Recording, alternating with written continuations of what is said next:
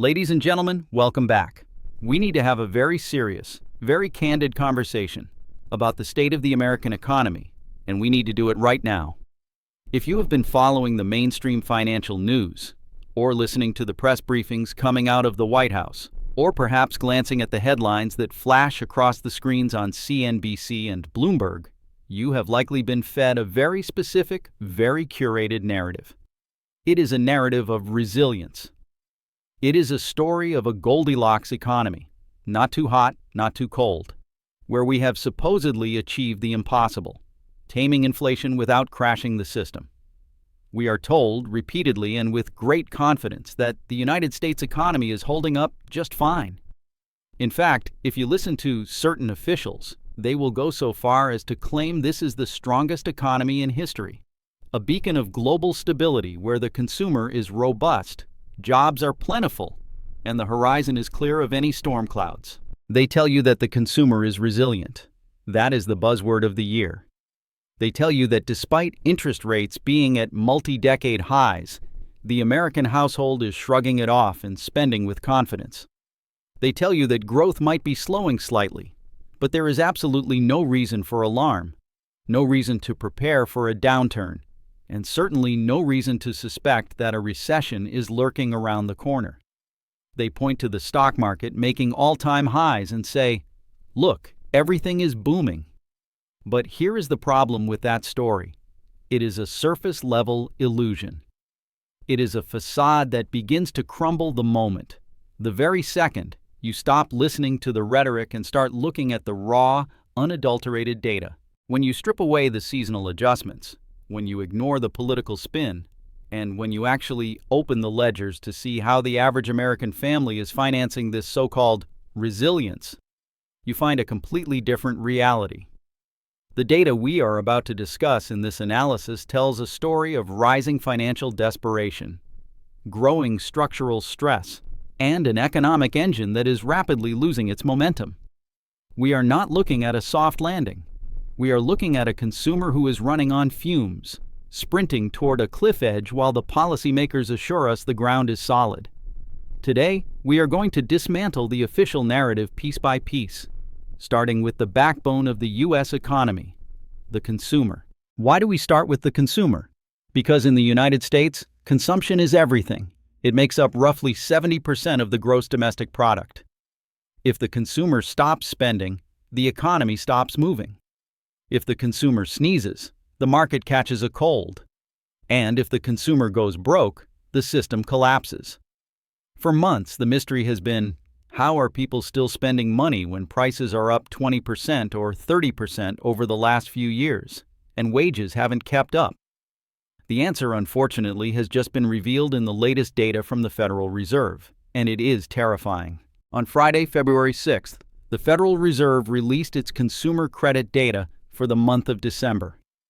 This report, often overlooked by the headline-chasing media, is actually one of the most critical health checks for the economy, because it tells us not what people say they are doing, but what they are actually doing with their wallets. And the numbers were shocking. They were not just bad, they were catastrophic for the strong economy thesis. The data showed that in a single month, U.S. consumer borrowing surged by the largest amount in over a year. To put it bluntly, Americans are maxing out. They are hitting the limits of their credit cards. They are tapping into every line of credit available to them, just to keep the lights on and the pantry stocked. We are witnessing a massive acceleration in debt accumulation that signals deep systemic distress. Specifically, the total consumer credit outstanding jumped by nearly $24 billion.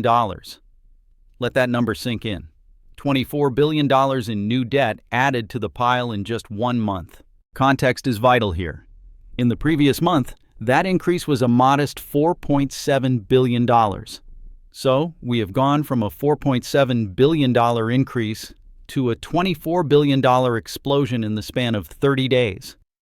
This is not a gradual trend. This is a vertical spike. It is a sign of a population that has run out of cash and is now running on plastic. This figure blew past every single estimate from Wall Street economists. The experts didn't see this coming because their models assume that when interest rates are high, people borrow less. That is standard economic theory. But that theory only holds true if people are borrowing for discretionary things, like a new boat or a vacation.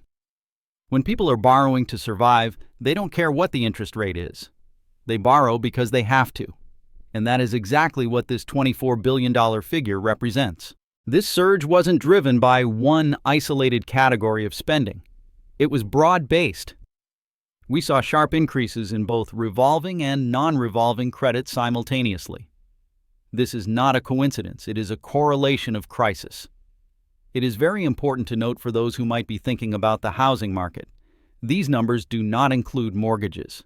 We are not talking about long-term debt backed by an asset like a house. We are talking about unsecured, high-interest, consumption-based debt. Let's break down the non-revolving credit first. This category includes things like auto loans and student loans, fixed payments over a set period. Non-revolving credit increased by just over $10 billion in December. This is the biggest rise in 7 months. That alone should be raising eyebrows.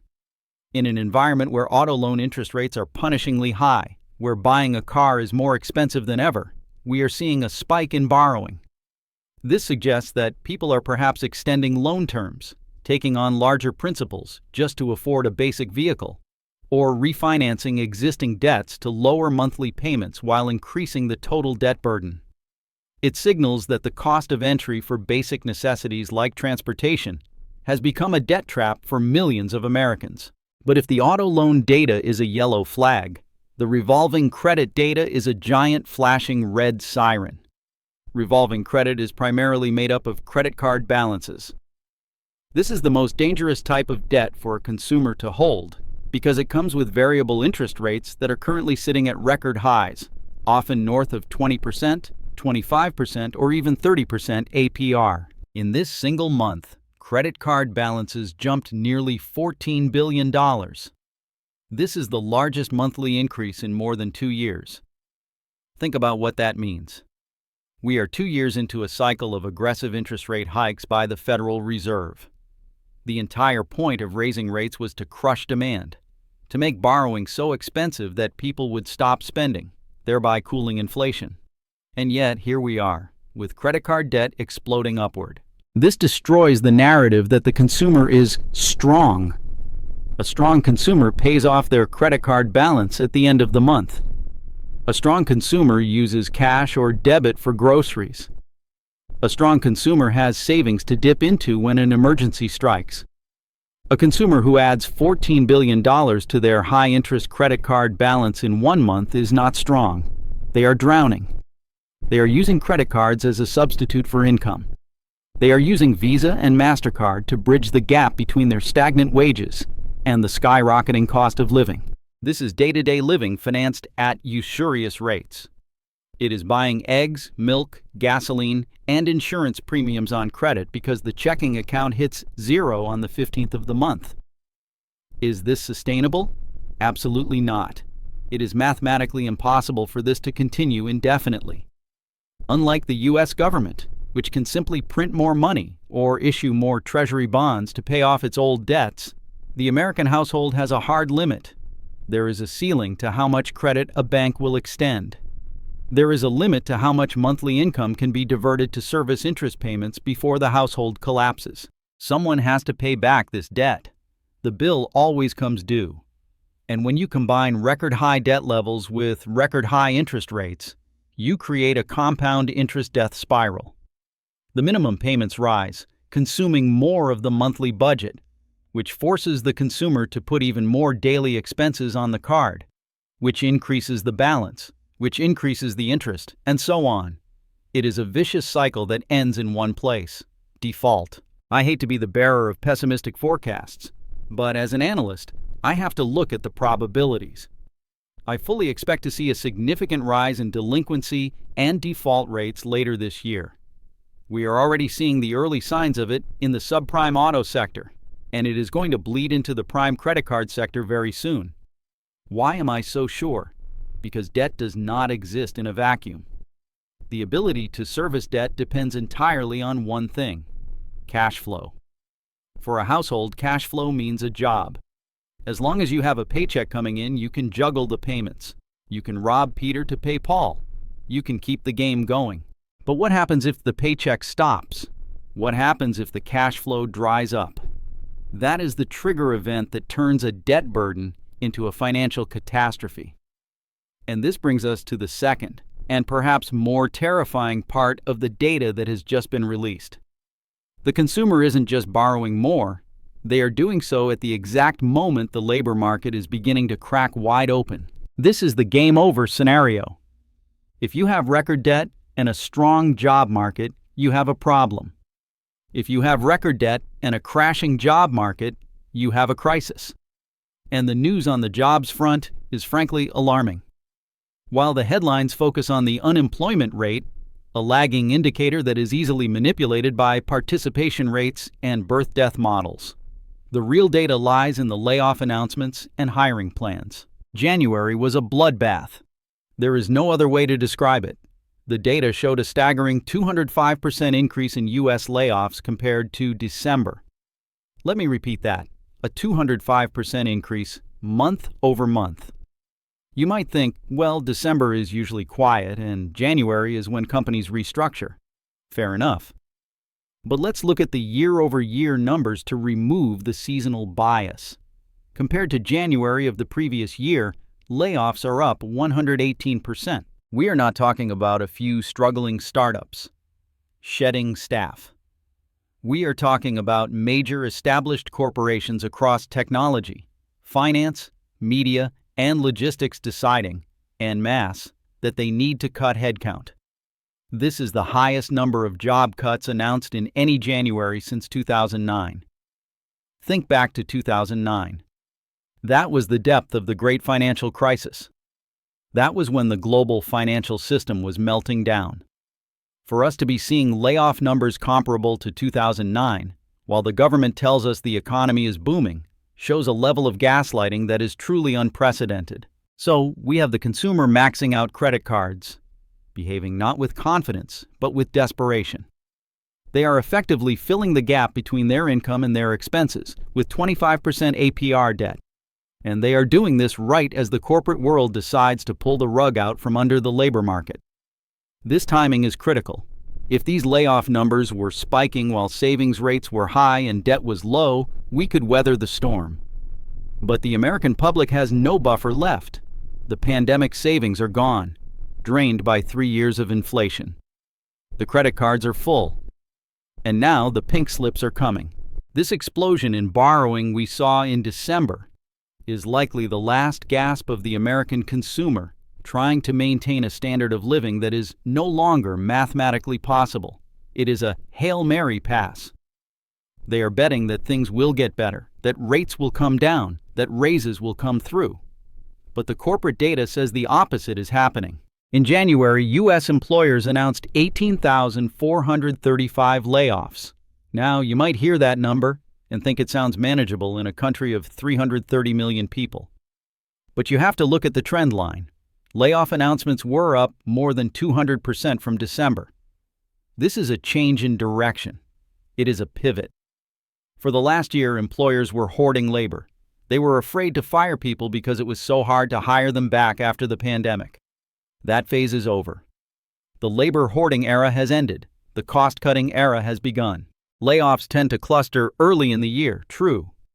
Companies close their books for the fiscal year, look at their projections, and make the hard calls. They clean house. They restructure. They reset budgets. That is normal corporate hygiene. But this January was not normal, not even close. When you have a 118% increase year over year, you are looking at a systemic shift in business sentiment. According to Challenger, Gray & Christmas, the firm that tracks this data with incredible precision, most of these layoff plans were finalized at the end of last year. This is a crucial detail. It means that CEOs and CFOs entered 2026 already expecting weaker growth. They didn't wake up in January and get spooked. They looked at their forecasts in October, November, and December, and they saw softer demand. They saw tighter margins. They saw a consumer that was tapped out, and they made the calculated decision to cut their workforce, in anticipation of a downturn. In other words, corporate pessimism didn't suddenly appear this month. It was baked in months ago. The smart money, the people running these massive organizations, has already voted. They are voting for a recession. They are preparing for a contraction. While the politicians are giving speeches about growth, the businesses are boarding up the windows and laying off the staff. And here is where things get truly concerning in my personal view. It is not just about who is getting fired. It is about who is, or rather who is not, getting hired. You can have high layoffs in a dynamic economy if hiring is also high. That's called churn. It's healthy. People leave one job and find another better one. But that is not what we are seeing today. At the same time that layoffs surged, hiring intentions collapsed. In January, companies announced plans to hire just over 5,300 workers nationwide. I want you to pause and really think about that number. 5,300 workers in the entire United States of America. This wasn't just in one city or one state.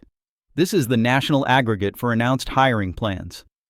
This is the lowest number ever recorded for the month since Challenger, Gray, and Christmas began tracking hiring plans in 2009. This is lower than during the COVID lockdowns when the economy was literally illegal to operate. This is lower than during past recessions. It is absolutely unprecedented. When layoffs rise and hiring plans dry up simultaneously, as they are doing right now, that is not routine belt tightening. That is not just trimming the fat. That is a warning signal. It is a screeching alarm. It means the labor market is freezing. A frozen labor market is far more dangerous than a fluid one. In a fluid market, if you lose your job, you might be unemployed for a month or two, but you find something else.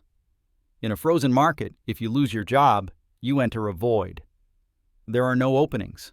The help wanted signs are taken down. The recruiters stop calling.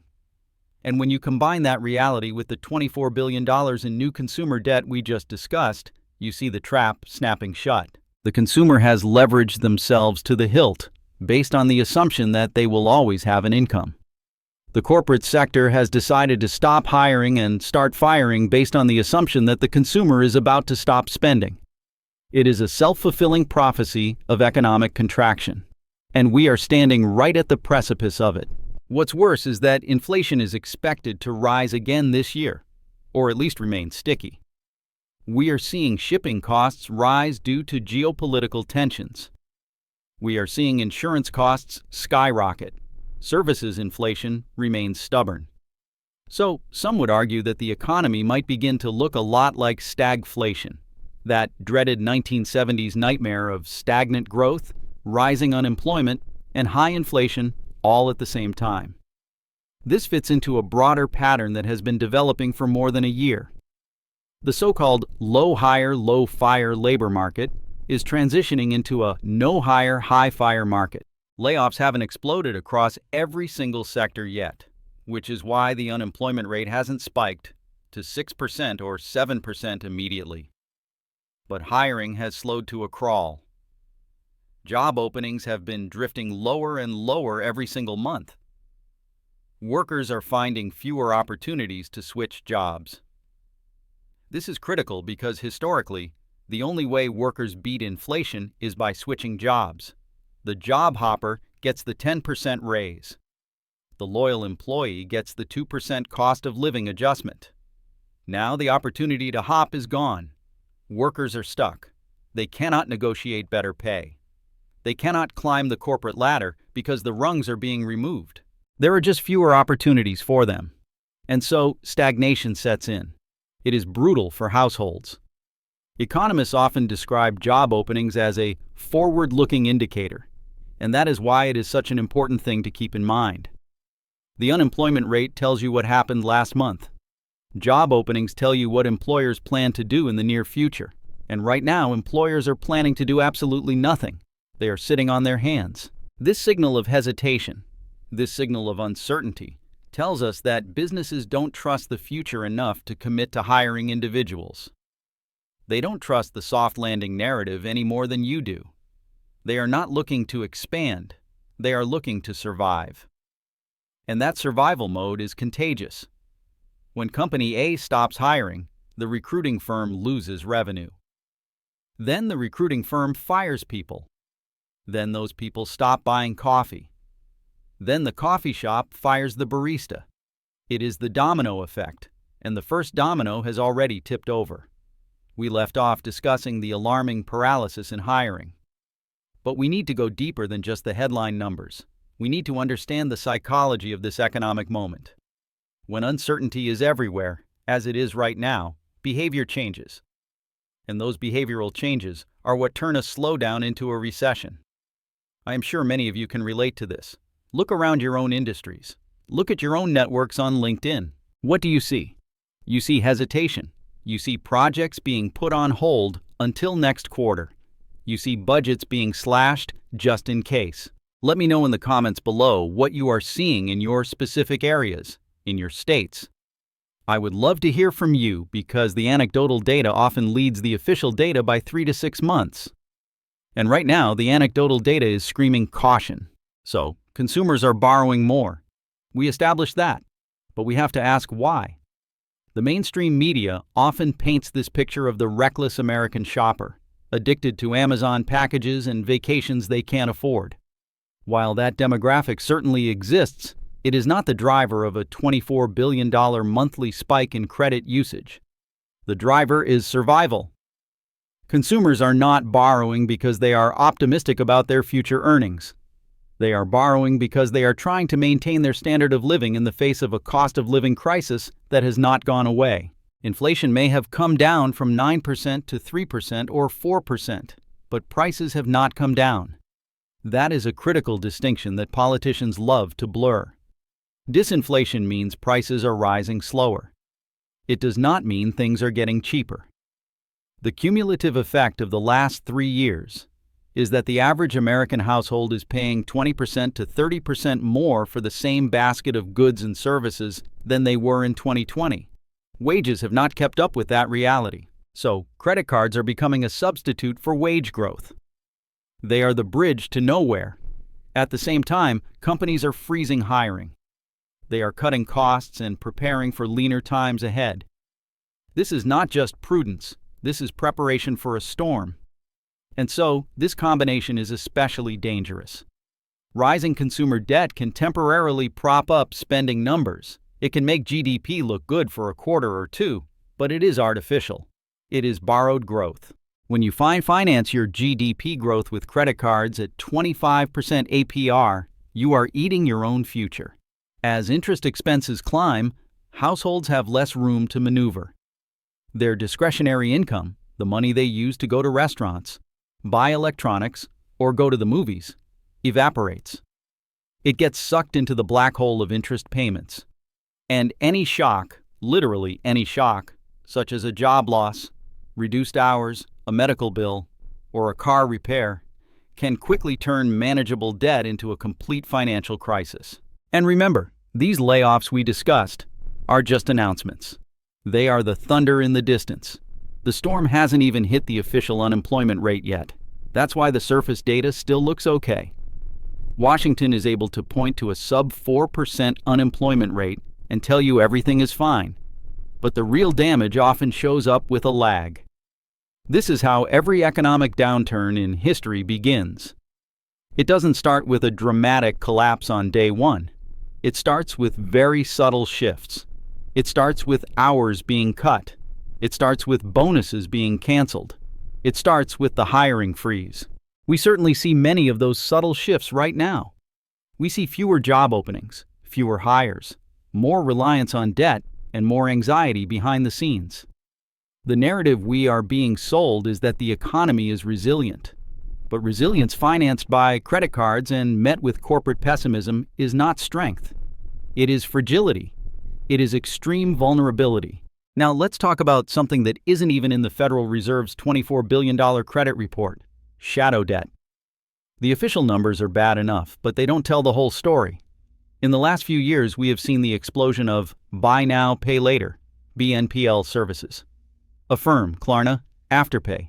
These services are everywhere.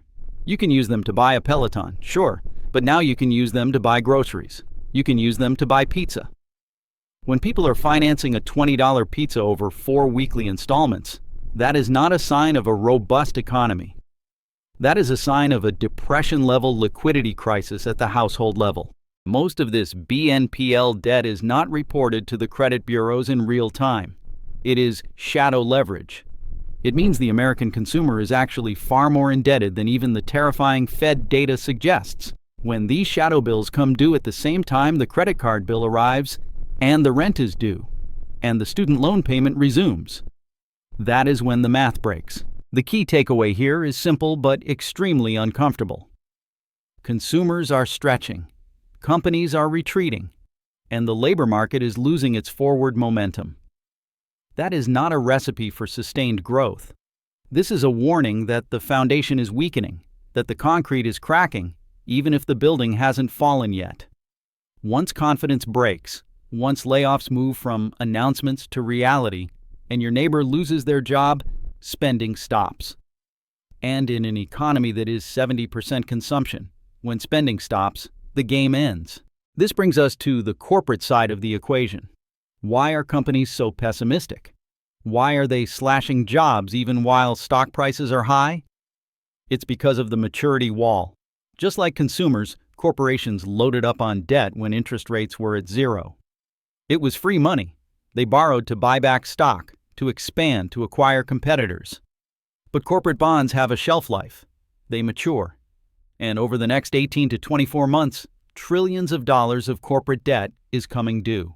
These companies cannot pay it off with cash. They have to refinance it. They have to roll the debt over. But here is the problem. They borrowed that money at 2% or 3%. Now they have to refinance it at 7%, 8%, or 10%. For a zombie company, a company that barely makes enough profit to pay the interest on its debt, this is a death sentence. Their interest expense is about to triple. They have two choices: go bankrupt or cut costs ruthlessly to survive. Guess which option they are choosing? They are cutting costs. And costs is a euphemism for employees. This is why the layoffs are accelerating. It is not just about demand, it is about the cost of capital. The Federal Reserve's rate hikes are finally hitting the corporate balance sheets. We are seeing a white-collar recession first, because those are the most expensive jobs to maintain. But it will trickle down. It always does. So, we have a consumer facing a wall of credit card debt and a corporate sector facing a wall of refinancing debt. Both are reacting by tightening their belts. This simultaneous contraction is what creates the feedback loop of a recession. Consumer spends less to company, earns less to company, fires worker. To worker spends less to company, earns even less. We are in the early stages of this loop. The momentum has shifted. And what about the banks? The banks are the gatekeepers of this entire system. They see the data before we do. They see the direct deposit drops. They see the credit card delinquencies rising. And what are they doing? They are tightening lending standards. The Senior Loan Officer Opinion Survey, SSLOOS, a report that bores most people but terrifies bankers, shows that banks are making it harder to get a loan. They are raising credit score requirements. They are lowering credit limits. So just as the consumer becomes desperate for credit to pay the bills, the banks are turning off the tap. This is the credit crunch. When the unstoppable force of consumer need meets the immovable object of bank risk management, you get a liquidity crisis. You get defaults. I want to pivot for a moment to the housing market, because it is inextricably linked to this consumer debt story. For most Americans, their home is their piggy bank. In past years, when credit cards got maxed out, people would do a cash-out refinance. They would tap into their home equity, pay off the credit cards, and reset the clock. That lifeline is now gone. With mortgage rates hovering around 6.5% to 7%, no one in their right mind is going to refinance a 3% mortgage just to pay off credit card debt. They would be doubling their housing payment. So the home ATM is closed. The consumer is trapped in their home with a low rate, but they can't access the equity without blowing up their monthly budget. This means the safety valve that bailed out the consumer in previous cycles is welded shut. They have to face the debt head-on, without the help of rising home prices to bail them out. This entrapment effect is why the mood in the country feels so heavy despite the good GDP numbers. People feel stuck. They can't move house. They can't switch jobs. They can't pay down debt. They are treading water in a rising tide. Let's look deeper at the sectors. We hear about the service sector booming. Restaurants, travel, experiences. This has been the main driver of the post-COVID economy. Revenge spending. But look at the recent credit card data again. The spending isn't going into airlines and hotels as much as it was 6 months ago. The mix is shifting. It is shifting towards staples, towards discount retailers. Walmart is doing great. Target is struggling. Dollar General is booming. This trade-down effect is a classic recessionary signal. People are still spending, but they are buying cheaper versions of what they need. They are switching from brand names to generic. They are canceling the Disney Plus subscription and keeping the Netflix with ads. This margin compression hurts corporate profits. And when profits squeeze, layoffs follow. Furthermore, we need to address the wealth effect. The Federal Reserve loves the wealth effect. The theory is that if the stock market goes up, people feel richer, so they spend more. And yes, the S&P 500 has been hitting record highs. For the top 10% of Americans who own 90% of the stocks, life is grand. Their portfolios look amazing. But for the bottom 50%, the people who live paycheck to paycheck, the people driving that $24 billion credit spike, the stock market is irrelevant. They don't own stocks, they own debt. So we have a K-shaped economy on steroids. The top of the K is partying in the Hamptons. The bottom of the K is drowning in credit card interest. The problem for the economy is that the bottom of the K spends all their money. The top of the K saves it. When you crush the working class and the middle class with inflation and debt, you crush the velocity of money. You kill the volume of transactions that keeps the economy alive. This divergence is unsustainable. You cannot have a healthy stock market on top of a rotting consumer base. Eventually, the earnings of the companies in the S&P 500 will reflect the reality of their customers. If the customer is broke, Apple sells fewer iPhones. Ford sells fewer trucks. Visa sees more defaults. The stock market is pricing in a perfection that does not exist in the real economy. It is pricing in rate cuts that will save the day. But here is the catch-22. The Fed can only cut rates if the economy crashes or inflation vanishes. If the economy crashes, earnings tank and stocks fall. If the economy stays strong, as they claim, inflation stays sticky and rates stay high, crushing the borrower. There is no magic door where rates fall, the economy booms, and inflation stays low. That is a fantasy. And we haven't even touched on the geopolitical risks that could spike inflation overnight. A conflict in the Middle East expanding?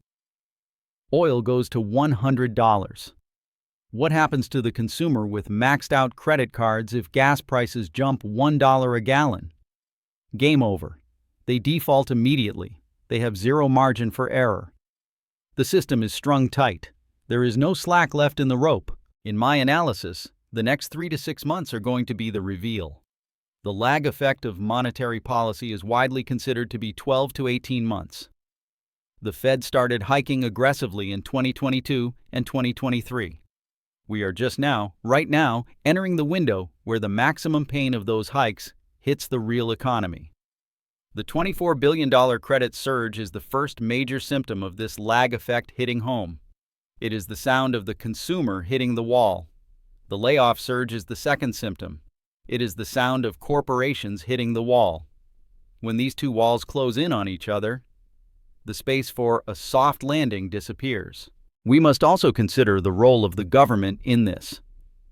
The U.S. government is running a deficit of nearly $2 trillion a year during peace and prosperity. This is fiscal insanity. They are pumping liquidity into the system through government spending, which is fighting against the Fed's attempts to tighten. This fiscal dominance is keeping the headline GDP numbers positive. Government hiring has been huge. Healthcare and social assistance hiring has been huge. But the private sector, the productive part of the economy, is in a recession. If you strip out government jobs and government-subsidized healthcare jobs, the rest of the labor market is flat or negative. We are witnessing a public sector boom, masking a private sector bust. But the private sector pays the taxes that fund the public sector. If the private sector shrinks, the tax receipts fall, which is already happening. The deficit explodes further, and the government has to borrow more. This leads to higher bond yields, which keeps mortgage rates and credit card rates high. It is a doom loop. The government's attempt to prop up the economy is actually making the cost of living crisis worse for the average person by keeping interest rates elevated.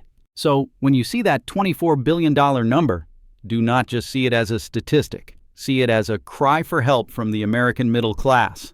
See it as a signal that the tank is empty. The excess savings from the pandemic stimulus checks? Gone. San Francisco Fed researchers confirmed it. It's all gone. Now we are spending future income. But with layoffs rising, that future income is not guaranteed. This is the moment to pay attention not to the optimism in press releases or White House statements, but to the signals that are underneath because they're telling us something very, very important. The foundation is eroding. The credit card is the last line of defense, and it is being overrun. Once the consumer taps out, the recession becomes official. And judging by the slope of these charts, that moment is not years away. It is quarters away, possibly months. And I hate to admit this is not good news. But as investors, as heads of households, we deal in reality, not wishes. The reality is that cash is going to be king again. Liquidity is going to be premium. Those who reduce debt now, those who buckle down and prepare for a tighter labor market, will be the ones who survive the washout. Those who believe the soft landing hype and leverage up to buy assets at peak prices will be the ones caught in the trap. In the next part of this analysis, we are going to look at the banking system's exposure to commercial real estate and how that ties into this consumer debt bomb. Because if you think the banks are safe, you haven't looked at their balance sheets lately. The regional banking crisis of last year didn't end. It just went dormant, and high interest rates are waking it up again. This is interconnected. The consumer, the corporation, the bank, the government. One falls, they all wobble. And right now, the consumer is stumbling. Stay tuned, because we are going to connect the final dots in the next segment. You need to understand how the commercial real estate disaster is the catalyst that could trigger the credit freeze we talked about. It's not just about your credit card, it's about the bank that issued it. We will cover that in detail next. Welcome back to the third part of our deep dive into the U.S. economy. We have established that the consumer is drowning in debt, maxing out credit cards to the tune of $24 billion a month.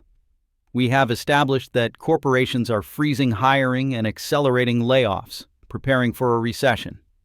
Now we must turn our attention to the mechanism that transmits these individual struggles into a systemic crisis: the banking system.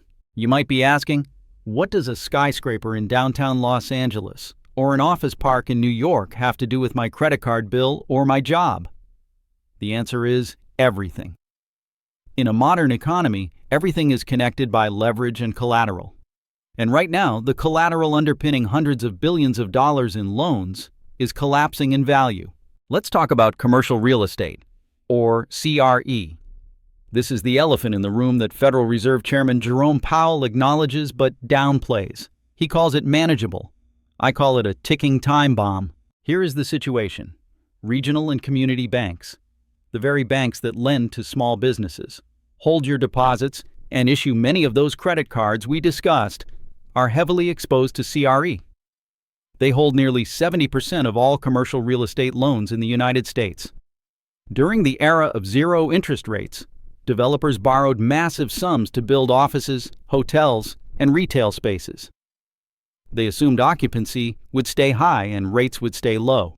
Both assumptions were wrong. Post-pandemic remote work has decimated office occupancy rates.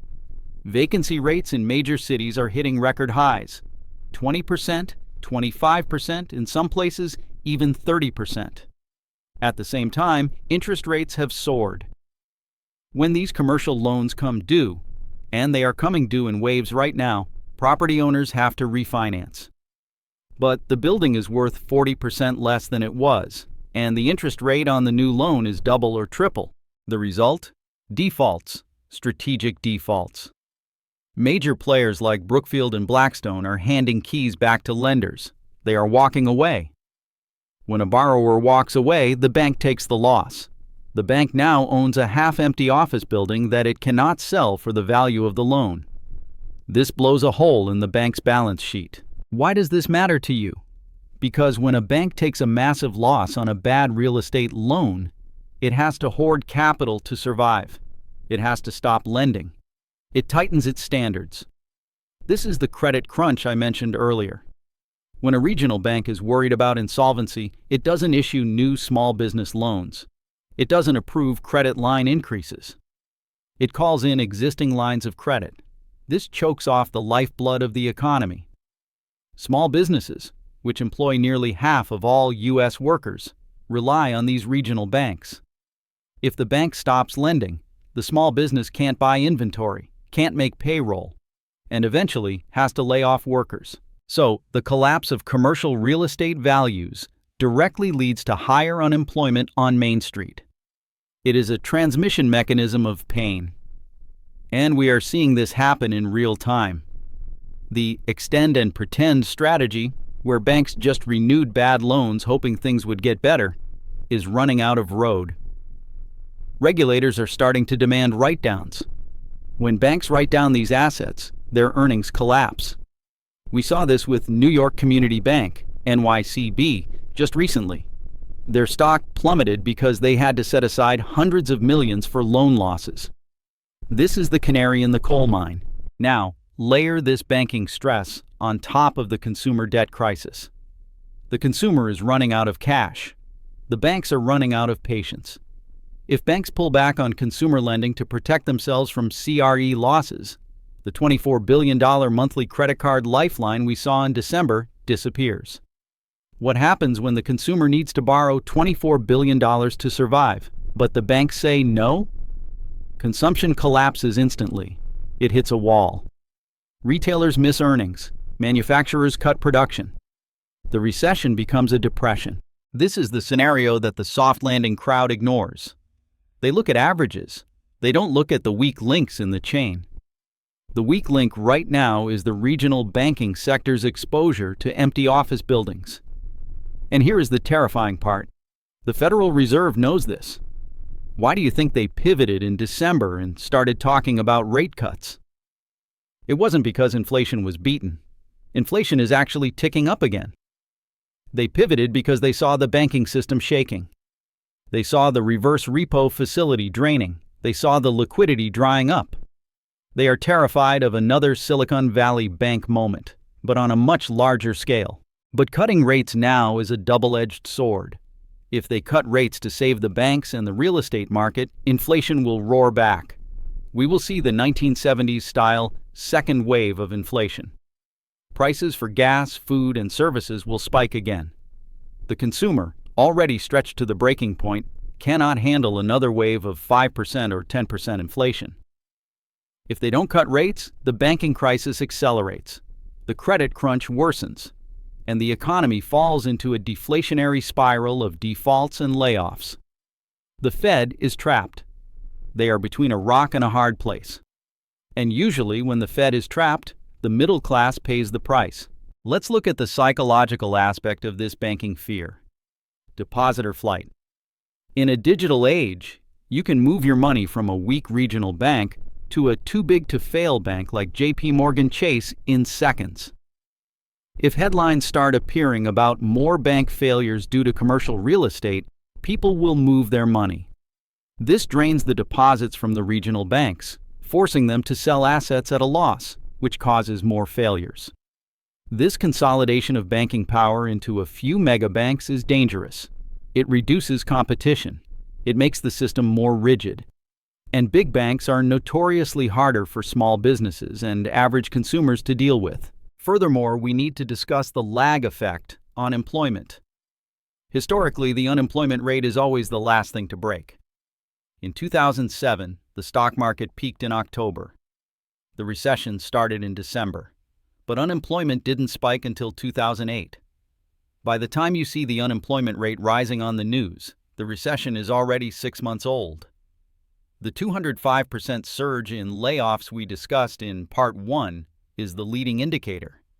The unemployment rate is the lagging indicator. Do not wait for the lagging indicator to tell you to prepare. Look at the quits rate. The number of people voluntarily quitting their jobs has plummeted. This is the big stay. People are hunkering down. They are scared to leave their current job because they know there is nothing else out there. This kills wage growth. Why would an employer give you a raise if they know you have nowhere to go? So we have a scenario where wages are stagnant because turnover is low. Inflation is eating away purchasing power. Debt service costs are rising. Credit access is tightening. This is the squeeze, and it is getting tighter every month. The $24 billion credit card surge is the sound of the consumer screaming under the pressure of this squeeze. They are borrowing to maintain the illusion of normalcy. But illusions are expensive. And let's not forget the auto market. We mentioned auto loans briefly, but digging deeper, the subprime auto delinquency rate is at the highest level since at least 2006. People are losing their cars. In America, if you lose your car, you lose your job. Public transport is non-existent in most of the country. So, auto defaults lead directly to unemployment. It is another feedback loop, and used car prices are falling. This means if the bank repossesses the car, they can't sell it for enough to cover the loan. More losses for the banks, more credit tightening. Now, consider the global context. China is exporting deflation. Their economy is struggling, so they are flooding the world with cheap goods. This sounds good for inflation, but it hurts domestic manufacturing. It puts pressure on U.S. wages. Europe is effectively in a recession already, especially Germany. The UK is in a technical recession. Japan just lost its spot as the third largest economy. The whole world is slowing down. The idea that the U.S. can remain an island of prosperity while the rest of the world sinks is naive. We are an export nation too. We need global demand. If global demand dries up, U.S. manufacturing, which is already in contraction territory according to the PMI data, will suffer further. So where does this leave us? We have a convergence of multiple negative vectors. Consumer exhaustion, debt maxed out, corporate contraction, layoffs and hiring freezes, banking instability, CRE losses, global slowdown. Any one of these could cause a recession. All four happening at once? That is a perfect storm. The narrative of the soft landing relies on everything going right. It relies on inflation magically disappearing without job losses. It relies on consumers spending indefinitely without income growth. It relies on banks ignoring their bad loans forever. That is a lot of hopium. Real analysis requires looking at what happens if things go wrong. And the probability of things going wrong is rising every day. We are seeing a divergence between the haves, asset owners, and the have-nots, wage earners. This creates social friction. It creates political instability. In an election year, this is explosive. The government will likely try to stimulate the economy before the election. They might try student loan forgiveness again. They might try targeted tax credits. But stimulus creates inflation. So any attempt to bail out the consumer will just restart the inflation fire. This is the fiscal dominance trap again. The government cannot save the economy without destroying the currency. And the consumer is caught in the middle, watching their grocery bill go up while their job security goes down. In the final part of this analysis, I want to give you actionable steps. It is not enough to just identify the problem. We need solutions. We need to talk about how to position yourself defensively. We need to talk about what assets hold value in a stagflationary environment. We need to talk about career strategies in a no-hire market. Because while the macro picture is bleak, individual outcomes vary. You can survive and even thrive if you are prepared, but you cannot prepare if you are in denial. The first step is accepting that the $24 billion debt bomb is real, and it is going to explode. The second step is getting out of the blast radius. Stay with me for the conclusion, where we will synthesize all this data into a coherent strategy for the individual investor and household. We will talk about cash, gold, skills, and the mindset required for the next 12 to 24 months. This is not the time to be passive. This is the time to be proactive. See you in the final segment. Welcome to the final segment of our deep dive. We have covered a lot of ground today. We have analyzed the $24 billion consumer debt explosion, the 205% surge in layoffs, the hiring freeze that is gripping corporate America, and the ticking time bomb of commercial real estate sitting on regional bank balance sheets. The picture I have painted is admittedly dark. It is a picture of an economy that is structurally unsound, propped up by credit, and facing a reckoning. But knowledge without action is just anxiety. The purpose of this analysis is not to scare you, it is to prepare you. It is to give you the foresight that the mainstream media is too afraid or too conflicted to provide. So, where do we go from here? What does the end game look like for the American consumer and investor over the next 12 to 24 months? And most importantly, what can you do about it? First, we must accept that the soft landing narrative is essentially dead on arrival. You cannot have a soft landing when consumer credit is expanding vertically, while the labor market is contracting vertically. Those two lines on the chart are moving in opposite directions. And when they cross, which is happening right now, you get a hard landing. You get a recession. The only question remaining is the severity. Will it be a mild correction like 2001 or a structural crisis like 2008? Given the sheer volume of debt in the system, both public and private, I lean towards the latter. The leverage is simply too high. This means we are entering a period of the Great Reset for household finances. The era of easy money, of YOLO spending, of job hopping for 20% raises is over. We are reverting to the mean. We are going back to basics, and the transition is going to be painful for those who are overextended. Strategy 1. Aggressive deleveraging. The most immediate threat to your financial survival is high-interest consumer debt. If you are part of that $24 billion statistic, if you are carrying a balance on a credit card at 25% APR, you are bleeding wealth every single day. In a recession, cash flow is king. Debt payments are the enemy of cash flow. Your number one priority must be to eliminate bad debt. Use the snowball method or the avalanche method, whatever works for your psychology.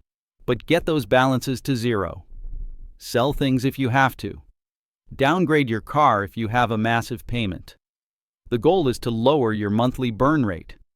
If you lose your job tomorrow, you want your monthly obligations to be as low as humanly possible. This buys you time. And in a crisis, time is the most valuable asset you can own. Strategy 2. The fortress balance sheet. Corporations like Apple and Microsoft survive every downturn because they have fortress balance sheets, massive piles of cash, and very manageable debt. You need to operate your household like a blue-chip corporation.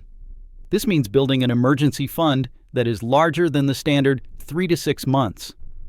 In a no-hire labor market where it might take 9 months to find a new job, you need 9 to 12 months of expenses in cash or cash equivalents, like high-yield savings accounts or short-term T-bills. Do not invest this money in the stock market. This is your insurance policy, not your investment portfolio. The return on this money is sleeping at night. Strategy 3. Career defense. We talked about the hiring freeze. This is real. If you are currently employed, now is not the time to get complacent. It is also not the time to quietly quit or do the bare minimum. You want to make yourself indispensable. Show up, volunteer for projects, be the problem solver. In a round of layoffs, companies typically cut the fat first. The underperformers, the complainers, the people who are hard to work with. Do not be on that list. Simultaneously, update your resume now, while you still have a job. Network now. Reconnect with old colleagues now.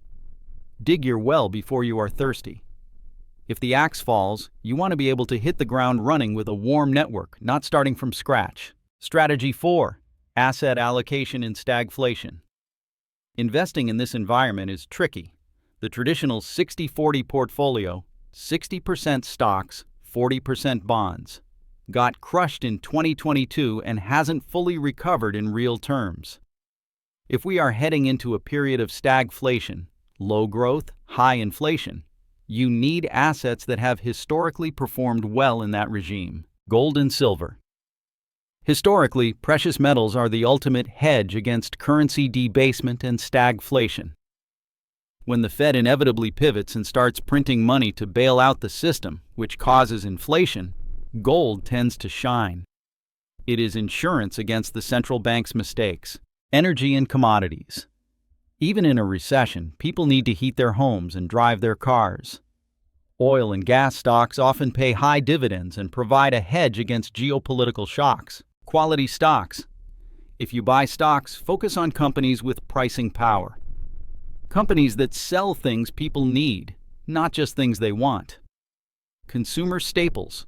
Walmart, Costco, Procter & Gamble. Healthcare and utilities. These are defensive sectors. Avoid speculative tech stocks that rely on low interest rates to survive. Bitcoin/crypto. This is a polarizing asset class, but many view it as digital gold or a hedge against the banking system. If you choose to allocate here, understand the volatility and keep the position size manageable. 1 to 5% of net worth. It is a high-risk, high-reward play on the debasement of fiat currency. Strategy 5. Skill acquisition. In a recession, the most durable asset is your own human capital. The skills that got you here might not get you there. If you work in a sector that is interest rate sensitive, like mortgage lending, real estate, tech sales, or luxury retail, you are vulnerable. Look at sectors that are recession resistant. Government jobs, healthcare, cybersecurity, essential services. Can you pivot your skills? Can you learn AI tools to make yourself more productive? Can you start a side hustle that isn't dependent on your main employer? Diversifying your income stream is just as important as diversifying your investment portfolio. Even an extra $500 or $1,000 a month from a side gig can be the difference between sinking and swimming if your main income takes a hit. The mental game. Finally, we need to address the psychological aspect. Recessions are depressing. The news will be relentlessly negative. Your friends might lose their jobs.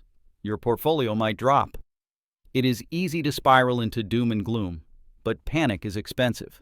The best investors, the Warren Buffetts of the world, view recessions as opportunities.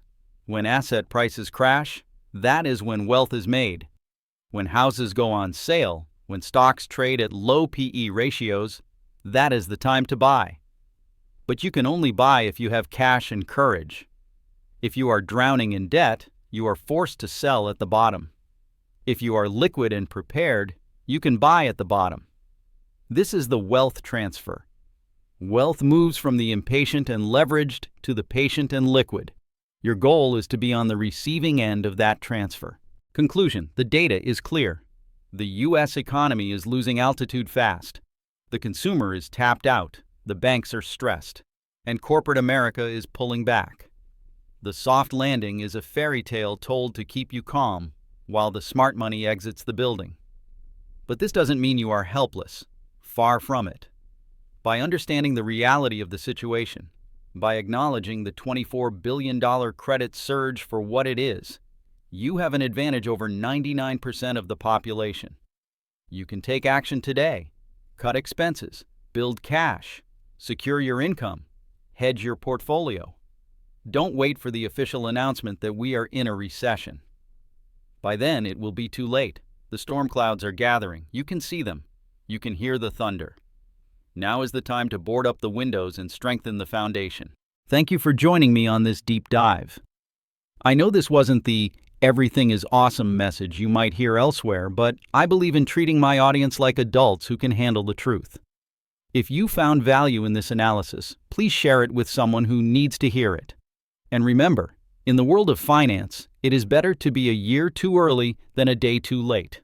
Stay safe, stay liquid, and I will see you in the next video.